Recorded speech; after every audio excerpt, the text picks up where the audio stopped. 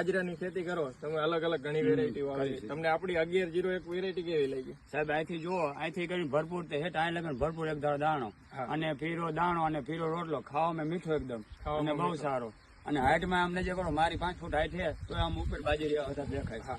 અને બાજરીયાની સાઈઝ કેવી લાગે? મોટી ઊંચામાં ઊંચી ફૂટથી ઉપર છે, ફૂટથી ઉપર હવા ફૂટ જેવી ગણતરી કરવાની. તમને બાજરો આપણો કેવો લાગ્યો? બાજરો બહુ સારો સાહેબ. સાથે નિધિની બાજરાની વેરાયટી 1101 જેનું વાવેતર કરેલું છે.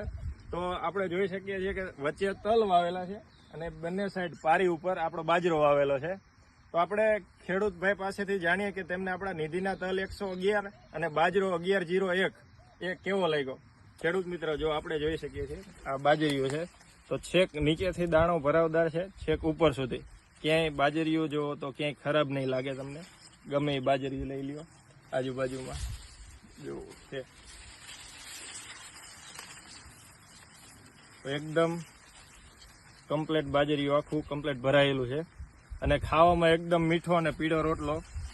તમે આ ઉપરથી બીજા ખેડૂત મિત્રોને ભલામણ કરશો કે આપણો બાજરો 1101 અને નિધિના તલ 111 વાવેતર કર્યા જેવા? સાહેબ વાવેતર જોવા છે ને, ખરેખર ખેડૂતને આવું જ્યાં વાવેતર ધ્યાન કરવું જોઈએ કે આવતી સાલ આપણે વાવેતર કરવું હોય તો આ જોઈ અને ખેતી કરી શકાય એમ.